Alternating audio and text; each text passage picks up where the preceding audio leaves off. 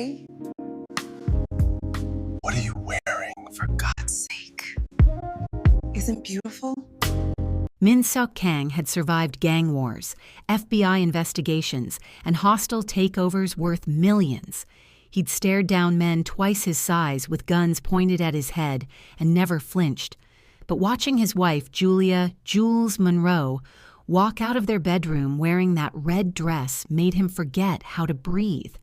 The dress wasn't just red, it was the color of fresh blood on snow, the color of danger, the color of a woman who knew exactly what power she held and wasn't afraid to wield it. Silk so fine it looked liquid, poured over her body like warm honey, clinging to every curve God and the gym had given her. And Jules had curves that could cause car accidents. The neckline, if you could even call it that, plunged down between her breasts in a sharp V that ended just above her navel, not quite revealing everything, but revealing enough that any man with eyes would spend the entire evening imagining what the fabric was hiding. The dress had no back, none, just smooth, dark brown skin from her shoulders to the base of her spine, where the silk finally decided to make an appearance again. The slit. Oh my God, the slit. Both sides of the dress were cut so high that with each step, the fabric parted to reveal her thick thighs almost to her hip bones. She was wearing heels, 6 inches of silver stiletto that made her legs look like they went on for days, and with every movement the dress shifted, showing glimpses of skin that made Min-Seok's hands clench into fists. Her body. God, her body. Jules had the kind of figure that artists tried to capture and failed. A waist so tiny he could span it with his hands, had spanned it with his hands countless times in their 3 months of marriage, but hips that flared out dramatically, creating that perfect hourglass shape men wrote songs about. Her backside was large, round, high, and firm from years of squats and genetics that should be illegal.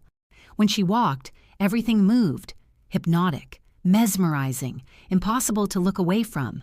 Her breasts, full and natural, were displayed perfectly in that plunging neckline, pushed up just enough by the dress's construction to create cleavage that could end wars. Her shoulders were bare, smooth, glowing with the lotion she'd spent 20 minutes rubbing into her skin. Her arms were toned but feminine, ending in red painted nails that matched the dress perfectly. She'd left her hair natural tonight. Long, thick waves that cascaded past her shoulders, framing her face.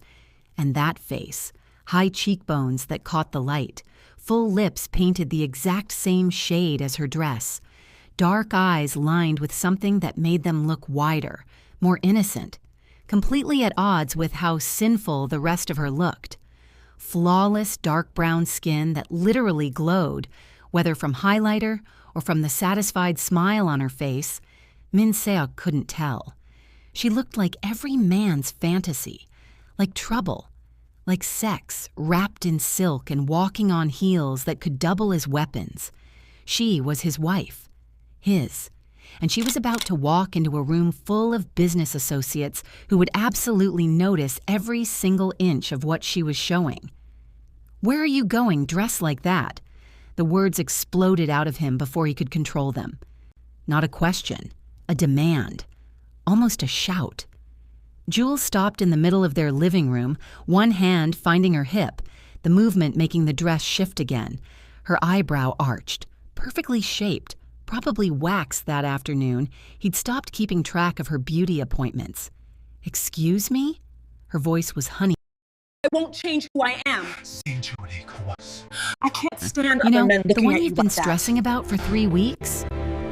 If you believe that marriage is about compromise, that love means respecting boundaries, and that sometimes the people we love most are the ones who drive us absolutely insane, stay with us. This story is going to take you on a journey, and before we begin, I need something from you, something important. We're pushing to hit 1,000 subscribers before we launch our Christmas special series. Yes, you heard that right. Christmas specials are coming, and they're going to be absolutely incredible. But we need your help to get there. Right now, hit that subscribe button. Slam that like button like it owes you money. And here's the big one. Share this video with 3 friends who love romance, drama, and stories about love that's messy and real and absolutely worth fighting for. Because if we hit 1,000 subscribers after this video, we're releasing our ebook of the best love quotes ever written, completely free by the end of December. That's our gift to you for helping us grow. So subscribe, like, share, and let's build this community together. Now let's get back to Min-Seok and Jules, because this is about to get very, very complicated. Not dressed like that, you're not. Min-Seok's voice came out harder than he intended. He was standing near the floor-to-ceiling windows of their Buckhead penthouse, tie half knotted, jacket forgotten on the couch. His own outfit, a perfectly tailored black Tom Ford suit that cost more than most people's monthly rent, suddenly felt irrelevant. Oh, really? Jules turned fully to face him now, and the movement made the dress catch the light. The silk shimmered. And why not? Because... He gestured at her, his hand moving helplessly through the air, trying to encompass everything wrong with what she was wearing. Because you're practically naked. That dress is... It's a $5,000 Versace gown from the boutique you told me to shop at. Her voice remained calm, but he heard the edge creeping in. It's elegant. It's appropriate for a business dinner at the St. Regis, and I look amazing in it. She spun slowly, giving him the full view.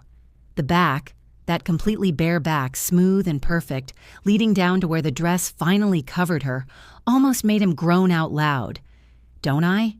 She did. That was the entire problem.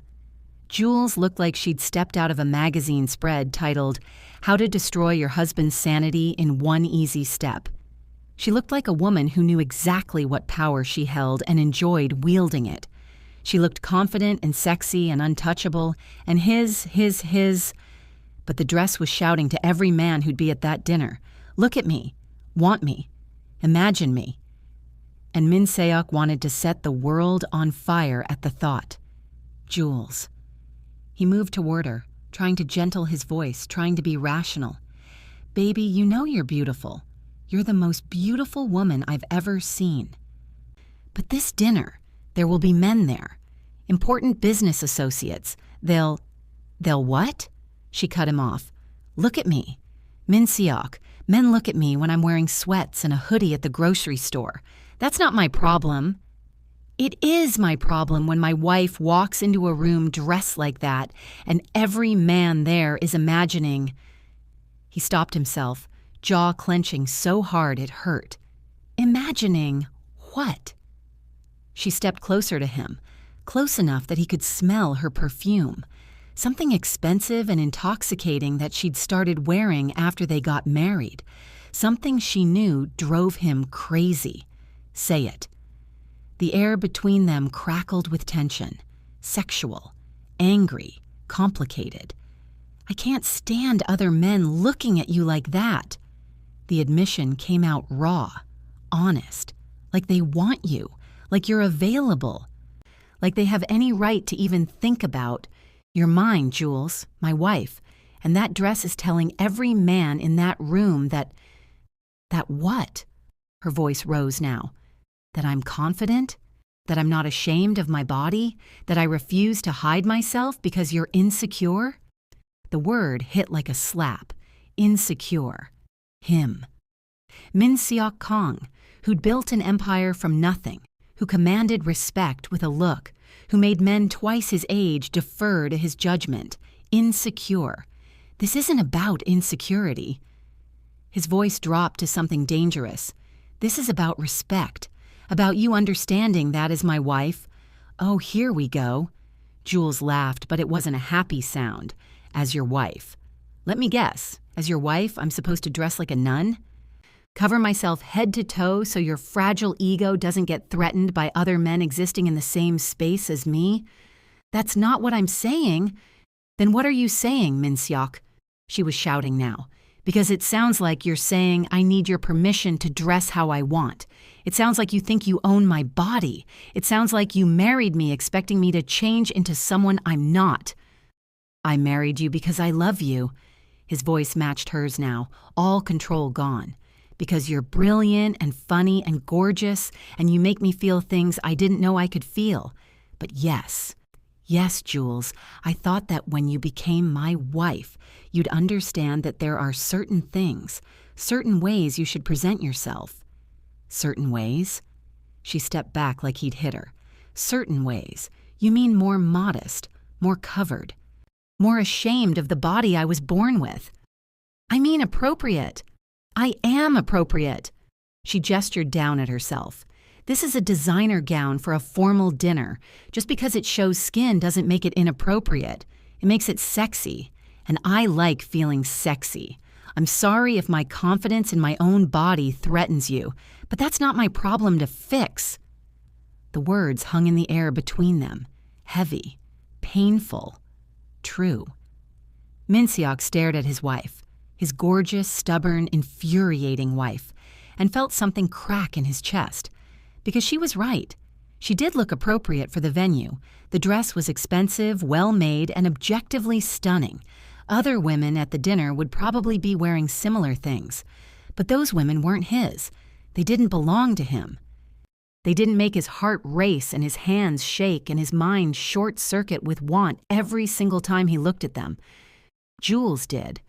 And the thought of sharing even a glimpse of her with other men made him want to commit violence. Please. The word came out broken. He moved closer to her, reached for her hands. She let him take them, but her body remained rigid. Please, baby. Just this once. For me. Wear something else. Anything else. I'll buy you 10 new dresses tomorrow. 100. Just please don't wear that tonight. For a moment, something softened in her eyes. He saw it. The love underneath all the anger. The part of her that wanted to make him happy. Then her jaw set. No. Jules. No, Min-Seok, I won't. This is who I am. You knew that when you married me. I've dressed like this my entire adult life. I'm not going to change because you suddenly decided you can't handle other men looking at your wife. She pulled her hands free. If you can't deal with it, that's your issue to work through, not mine. I can't just let you walk out there looking like that. The words came out wrong. He knew it the second they left his mouth. Her entire body went rigid. Let me? Her voice was quiet now, deadly quiet. You don't let me do anything, Min-Seok. I'm not your property. I'm not something you control. You're my wife, which doesn't mean you own my body or my choices. She grabbed her clutch from the side table, small, silver, expensive. I'm going to this dinner, in this dress. You can either come with me and deal with it, or you can stay here and be jealous alone. Your choice. She turned toward the door. He moved without thinking, stepping in front of her, blocking her path. They were inches apart now, close enough that he could see the slight tremble in her hands, close enough to see that her eyes were bright with unshed tears. Move. She said it softly. Not until we finish this conversation. There's nothing left to say. You want me to be someone I'm not. I refuse. End of conversation. That's not, damn it, Jules, that's not what I want. He ran his hand through his hair, destroying the careful styling. I don't want you to change. I love who you are. But I'm a man, and when I see my wife wearing something that makes other men look at her the way I look at her, it makes me, what, jealous, angry, possessive? Crazy, the word burst out. It makes me absolutely crazy. You think I like feeling this way. You think I enjoy wanting to punch every man who so much as glances at you. I hate it. I hate that I can't control it. But Jules, his voice cracked. Baby, you're so beautiful it physically hurts to look at you sometimes. And I know I don't own you. I know you're your own person with your own choices. But when you walk out in something like this, it feels like you're doing it on purpose, like you want other men to want you. The accusation hung in the air. Jules stared at him. Something flickered across her face. Hurt, anger, and underneath it all, understanding. Is that what you really think? Her voice was barely a whisper. That I dress this way for other men? I don't know what to think anymore." She was silent for a long moment. Then she set down her clutch, reached up and cupped his face with both hands, forcing him to look at her. "Min-Seok, listen to me. I dress this way for me, because I like how I look, because I spent years being told I was too much, too curvy, too loud, too confident, and I decided a long time ago that I wasn't going to hide myself to make other people comfortable." Her thumbs brushed his cheekbones. "When I put on this dress tonight, you know what I was thinking about? You. How your eyes would look when you saw me. How you'd touch me later when we got home. How you'd probably unzip this dress so slowly I'd want to scream."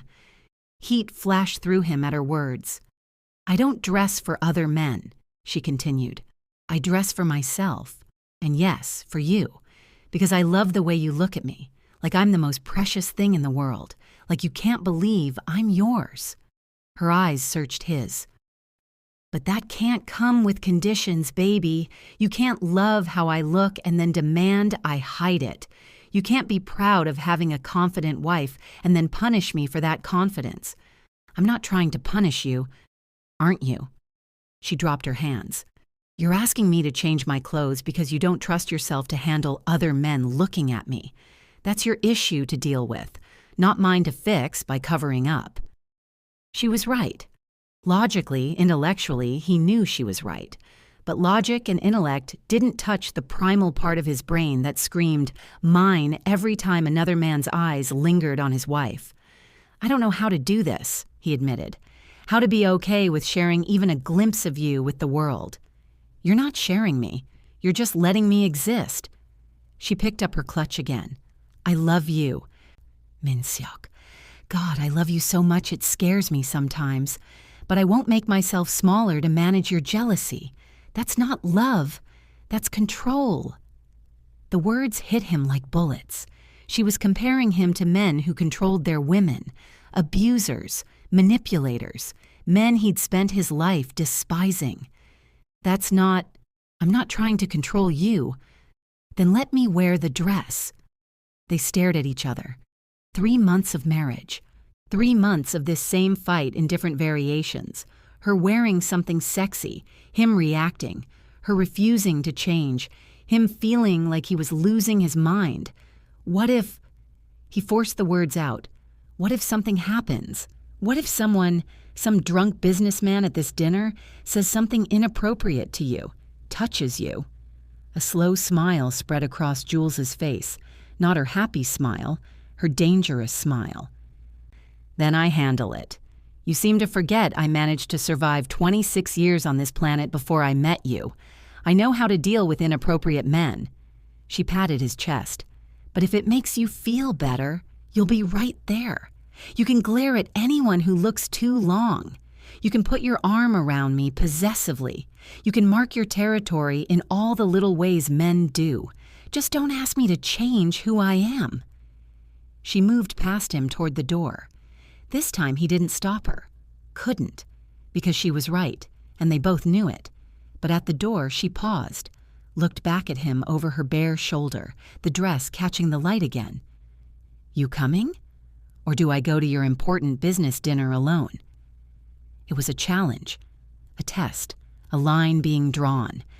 Min-Seok looked at his wife, brilliant, stubborn, gorgeous Jules, and made a choice. He grabbed his jacket. "I'm coming, but Jules..." "Yes? When we get home tonight, that dress is coming off, slowly, and I'm going to show you exactly who you belong to." Heat flashed in her eyes. Promises, promises. They made it to the car without speaking. His driver, a discreet man named Chen who'd worked for him for years, held the door open for Jules, his eyes carefully focused on the ground, not on her as she slid into the back seat. Smart man. Min-Seok climbed in beside her. The space suddenly felt too small, too intimate. He could smell her perfume again, stronger in the enclosed space. Could see the way the dress pooled around her legs, the slit falling open to reveal her thigh. He reached over and grabbed her hand. She let him, her fingers intertwined with his. "I love you," he said quietly. "I love you too. even when you're being a jealous caveman. I can't help it. You make me crazy. I know, it's kind of adorable, also kind of infuriating. She squeezed his hand. But we need to figure this out, Min-Seok. This fight we keep having, it's not sustainable. Either you learn to trust me and handle your jealousy, or I learn to, I don't know, dress like a nun. And I'm not doing the second one, so I need to get my shit together. Your words, not mine. She smiled. But yes. The drive to the St. Regis took 20 minutes. 20 minutes of Min-Seok trying to prepare himself mentally for what was about to happen. Jules in that dress in a room full of men, being charming and brilliant and impossible to ignore. He'd survived worse. He could survive this. Except when they walked into the hotel's event space and every single head turned to look at Jules, Min-Seok realized he'd vastly underestimated how difficult this was going to be. The room was full of Atlanta's business elite. Men in expensive suits, women in cocktail dresses, everyone important, everyone influential, and everyone stopped mid-conversation to stare at Julia Monroe Kong as she walked in wearing that red dress. The men's reactions were obvious, eyes widening, conversations stopping mid-sentence, that split-second look of raw appreciation before they remembered their manners. Min-Seok watched it happen over and over as they made their way through the room, saw Jules in their peripheral vision, double takes, lingering stares, men elbowing their companions and nodding in her direction. And Jules? She seemed completely oblivious, or maybe she was just used to it. She smiled and greeted people, shook hands, made polite small talk, professional, poised, brilliant. She was talking about market projections and investment strategies while men tried not to stare at her cleavage. Min-Seok wanted to set the entire hotel on fire. Mr. Kang! David Morrison, one of their potential investors, approached with his hand extended. He was 50, married, and currently trying very hard not to look at Jules's body.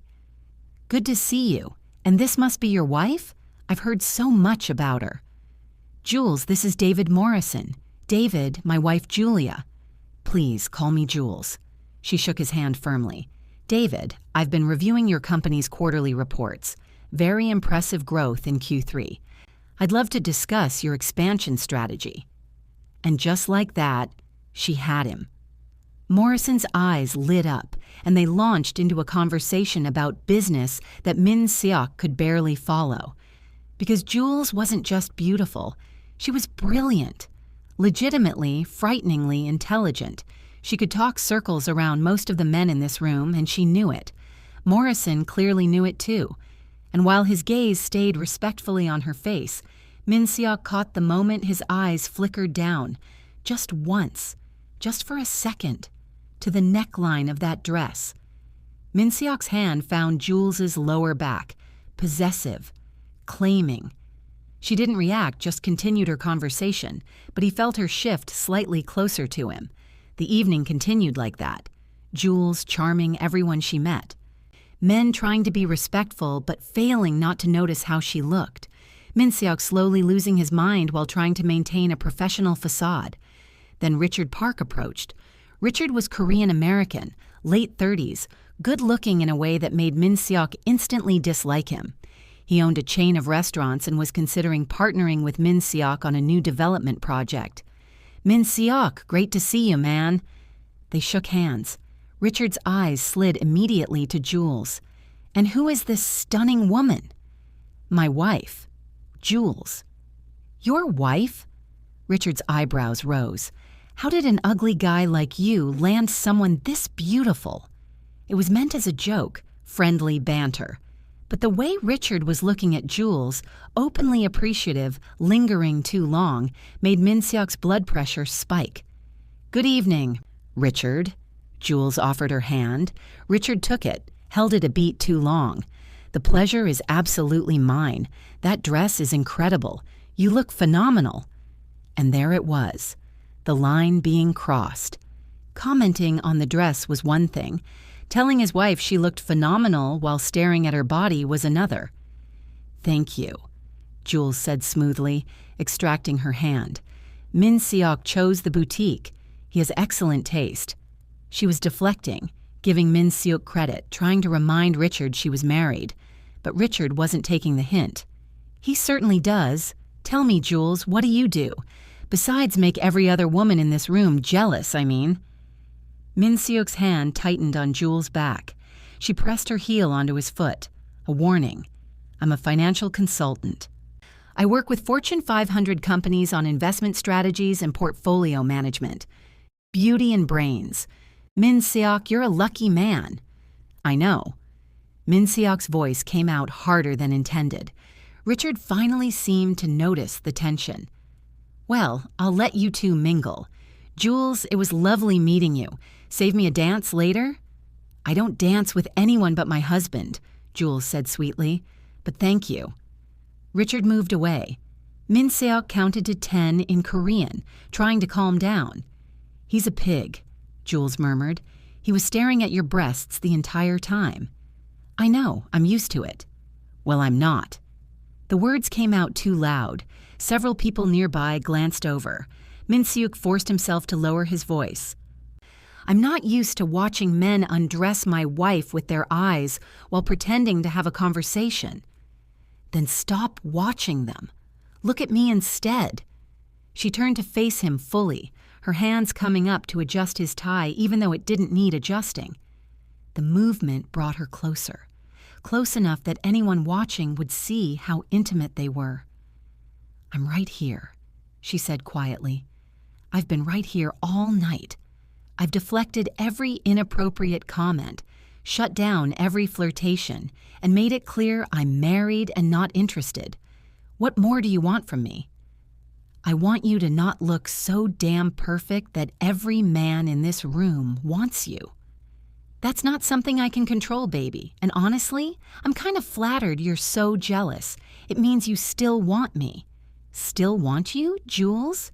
I want you every second of every day. That's the problem." She smiled. "That's not a problem. That's a blessing." She kissed him, right there in the middle of the business dinner, in front of everyone. A kiss that was definitely more than appropriate for public. When she pulled back, her eyes were dark with promise. "Take me home. We'll skip dessert. I'll be your dessert instead." The offer was tempting, incredibly tempting. But he'd spent weeks setting up this dinner, and leaving early would send the wrong message to their business partners. "We have to stay," he said, even though it physically pained him, at least through the presentations.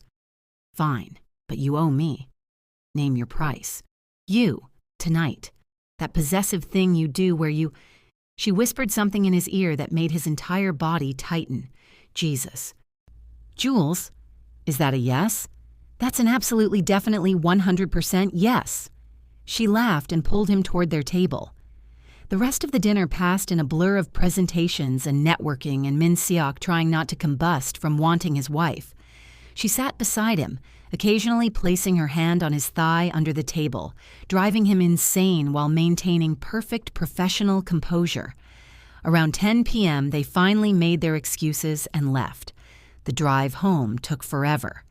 Chen very wisely kept his eyes on the road and the partition up, while Min-Seok and Jules made out in the back seat like teenagers.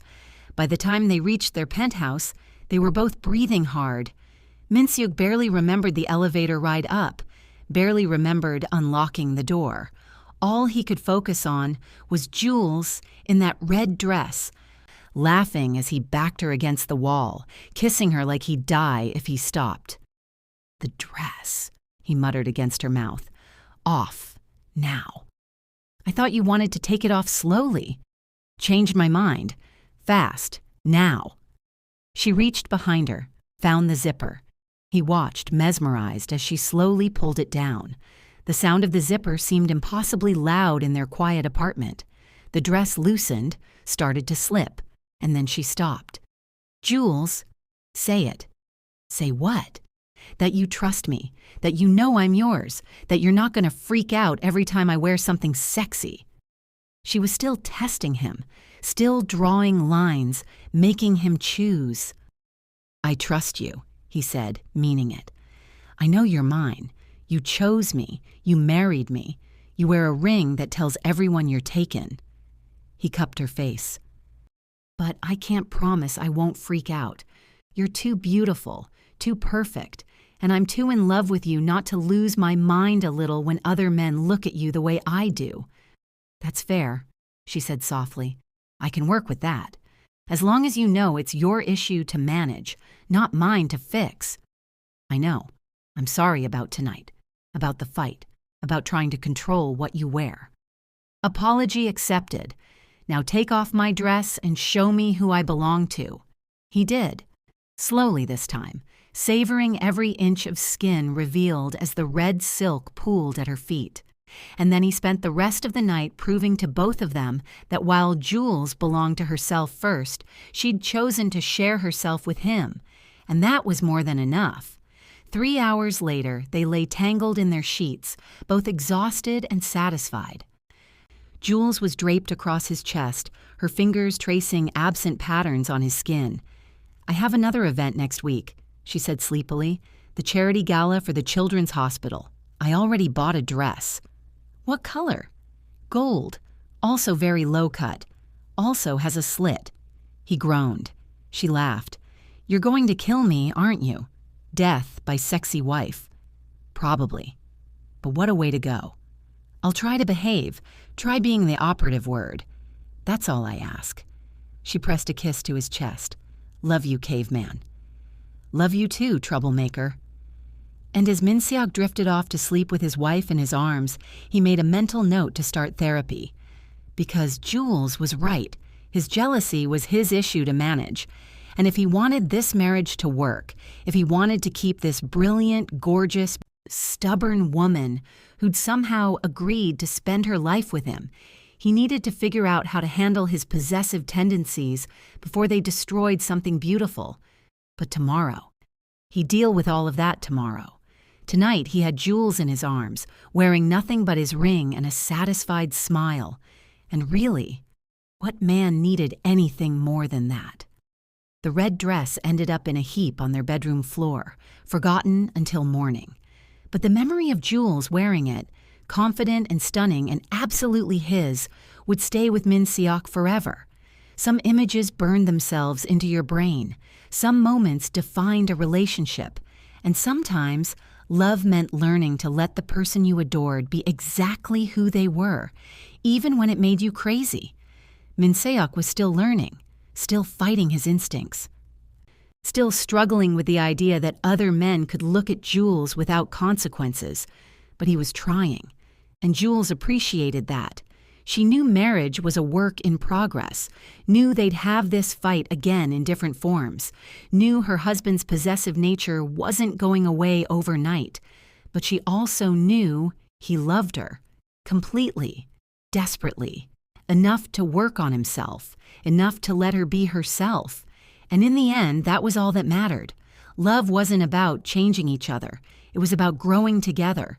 Even when that growth was painful and uncomfortable and required compromising parts of yourself, you didn't want to compromise. Jules fell asleep thinking about the gold dress hanging in her closet, about the next fight they'd probably have, about how they'd work through it together. And Min-Seok fell asleep thinking about how much he loved his wife, how lucky he was, how he'd do better next time. They'd figure it out, together, one sexy dress at a time, because that's what love was, messy and complicated and absolutely worth fighting for. Even when that fight started with the words, "Where are you going dressed like that?" Before you go, remember what we talked about at the beginning. We're pushing to hit 1,000 subscribers before our Christmas special series launches. And we're so close. Your subscription matters. Your like matters. Your share with friends who love romance and drama and complicated relationships, that matters most of all. Hit subscribe right now. Like this video. Share it with 3 people who need a good love story in their lives. Because when we hit that 1,000 subscriber milestone, we're giving you something special, an ebook of the best love quotes ever written. Deep, powerful, romantic words that capture everything about love. The good, the bad, the beautiful, the messy, and it's yours free at the end of December. So help us get there. Build this community with us. Be part of something bigger. And tell us in the comments, Team Min-Seok or Team Jules? Who was right in this fight? Should she have changed her dress? Or was he being too controlling? We want to hear your thoughts. Share your stories about jealousy, about compromise, about learning to love someone exactly as they are. Because these conversations matter. Your voice matters. Subscribe, like, share, comment. Let's hit that 1,000 subscriber goal together. And we'll see you in the next story, where love is always complicated, always real, and always absolutely worth it. Thank you for watching. Thank you for being here. Thank you for being part of this journey. Now go share this with someone who needs to see it. Everything else is just noise.